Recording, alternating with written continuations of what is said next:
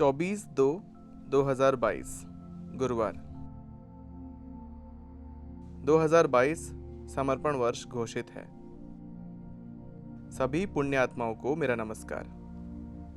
इस वर्ष की स्थिति को देखते हुए गुरु शक्तियों ने इस वर्ष 2022 को समर्पण वर्ष घोषित किया है।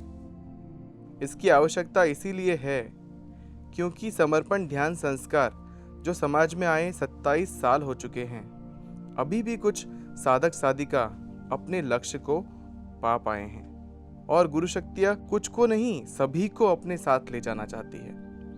हमारे साथ जो नहीं प्रगति कर पाए हैं, कारण कुछ भी हो पर वे भी साथ हो जाएं, इसी पवित्र भावना से गुरु शक्तियों ने इस वर्ष को समर्पण वर्ष घोषित किया है। उद्देश्य एक ही है, प्रत्येक साधक का समर्पण अपने शरीर से अपनी आत्मा के प्रति हो जाए और बाकी जीवन वह शरीर भाव में नहीं आत्मभाव में जिए। अभी साधकों का ध्यान प्रचार कार्य पर अधिक है, लेकिन वे प्रचार कार्य मैं के साथ कर रहे हैं। मैं के शरीर भाव के साथ कभी प्रचार नहीं होता है। वास्तव में प्रचार तो आत्मा का अति शुद्ध भाव है। प्रचार कभी किया नहीं जाता, हो जाता है। यह ठीक वैसा ही है, समर्पण किया नहीं जाता, हो जाता है। साधक जैसे शरीर से मैं के साथ प्रचार करते हैं, वैसे ही मैं के साथ गुरु कार्य भी करते हैं। यह भी ठीक नहीं है। एक पवित्र आत्मा ने परमात्मा के लिए किया गया कार्य गुरु कार्य कहलाता है। इसमें मैं का शरीर भाव नहीं होता है। गुरु कार्य भी सहज भाव से घटित होना चाहिए। वहाँ कर्ता का भाव नहीं होना चाहिए। जैसे मैं के साथ प्रचार करते हैं, वैसे ही गुरु कार्य भी करते रहते हैं। ठीक वैसा ही ध्यान भी करते हैं, क्योंकि ध्यान के साथ अपेक्षा होती ही है। जहाँ अपेक्षा है वहाँ शरीर भाव है, और जहाँ शरीर भाव है वहाँ मैं है। आपको कितनी बार बताया कि ध्यान अपेक्षा के साथ न करें। आप ध्यान को अच्छा शौक समझ करके भी कर सकते हैं। जैसा ध्यान करते हो वैसा ही दान करते हो। दान भी किसी अपेक्षा के साथ न करो। दान केवल और केवल आत्मा को प्रसन्न करने के लिए ही किया जाना चाहिए। नियमित ध्यान साधना से साधक आत्मभाव में जीता है। ध्यान साधना का प्रभाव पहले उसके शरीर पर पड़ता है। आत्मा का नियंत्रण शरीर पर ही हो जाता है। वह साधक अनुशासन में नियमों के अधीन ही चलता है। उसका शरीर कोई अनुशासन नहीं तोड़ता है। साधक की संगत अच्छे आत्माओं के साथ हो जाती है।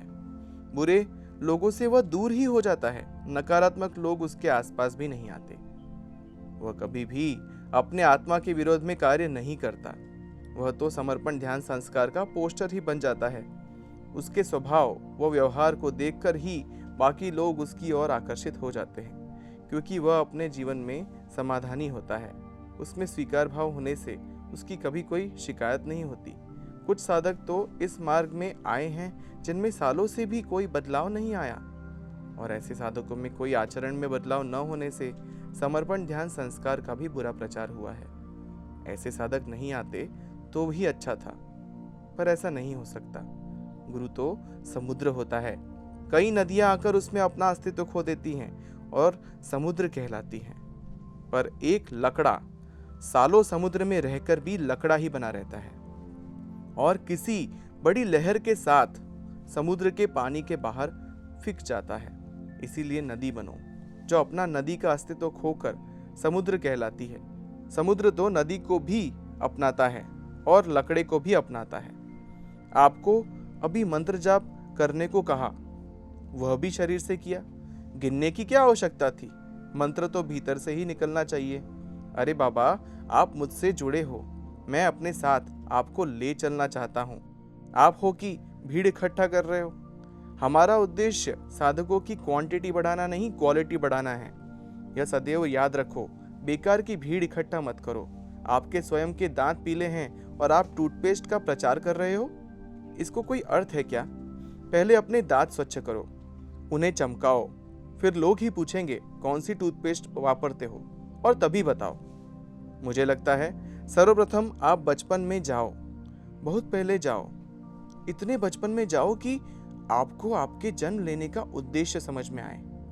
अगर जा सकते हो तो माँ के गर्भ में जाओ।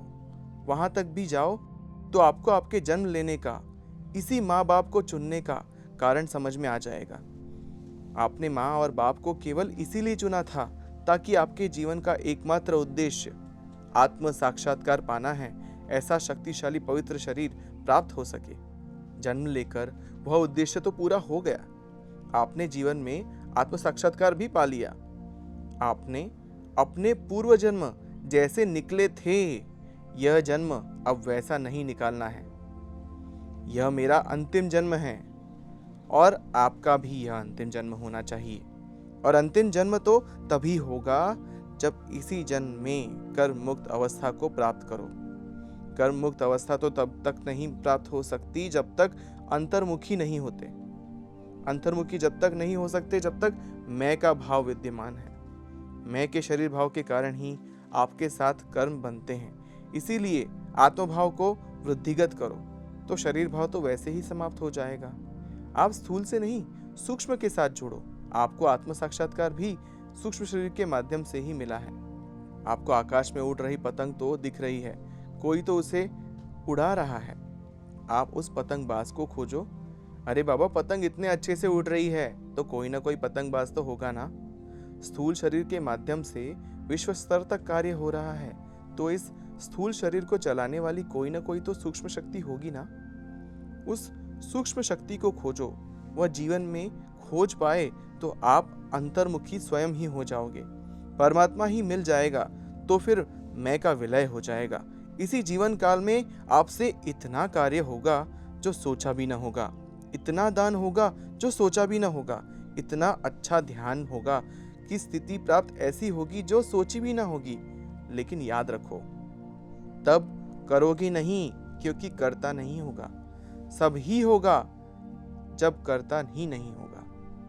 तो कर्म बंधन नहीं होंगे, न पाप कर्म बांधोगे क्योंकि वह होंगे ही नहीं। और पुण्य कर्म बांधोगे जो आप स्वयं के साथ बांधोगे ही नहीं। कर्म मुक्त अवस्था प्राप्त होगी। यह स्थिति सभी साधकों को पाने के लिए अब प्रयास करो। विभिन्न वीडियो शिविर लगाओ, लेकिन प्रचार के लिए नहीं। आपको ही देखने के लिए सेमिनार और आपको ही देखने के लिए आत्मचिंतन शिविर लगाओ। अपनी अनुभूतियां बांटने के लिए मीटिंग करो, बैठक करो। प्रचार के लिए नहीं, आत्मचिंतन के लिए। इसमें ध्यान पर चर्चा हो, अनुभूति पर चर्चा हो। आप इस वर्ष में अपने आप की प्रगति करो तो मैं का शरीर भाव ही गिर जाएगा और आत्मभाव जागृत हो जाएगा। तब आप सभी को अपने जीवन का उद्देश्य का ज्ञान हो जाएगा। आत्म साक्षात्कार क्या है, यह कितना बहुमूल्य है, इसका भी ज्ञान हो जाएगा। आप किस परमात्मा के माध्यम के जीवन काल में जी रहे हो, इसका भी ज्ञान हो जाएगा। आपके शरीर में कुंडलिनी शक्ति कैसे कार्यरत है, चक्रों पर कैसे स्पंदन होते हैं, यह भी ज्ञान हो जाएगा। आपका आचरण भी बदल जाएगा, आपकी बुरी आदतें भी छूट जाएंगी।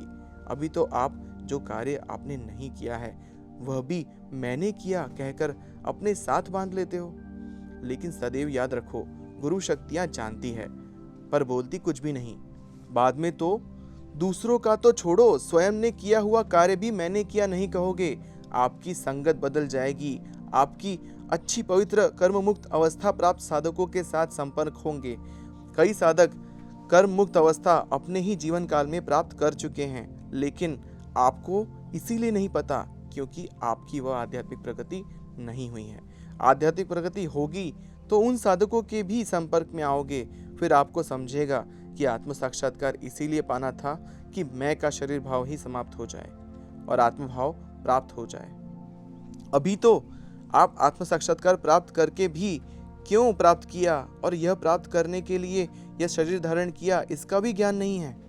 स्थूल शरीर से सूक्ष्म शरीर तक की यात्रा करो। वहां पहुंचकर अनुभव होगा कि आत्मा क्या है।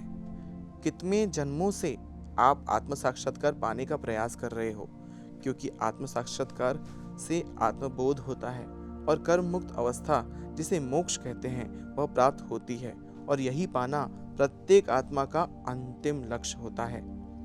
आपने दूसरों के लिए खूब कर लिया, अब अपने आप के लिए, कल्याण के लिए फिर से कह रहा हूं, मुझे क्वांटिटी नहीं क्वालिटी चाहिए।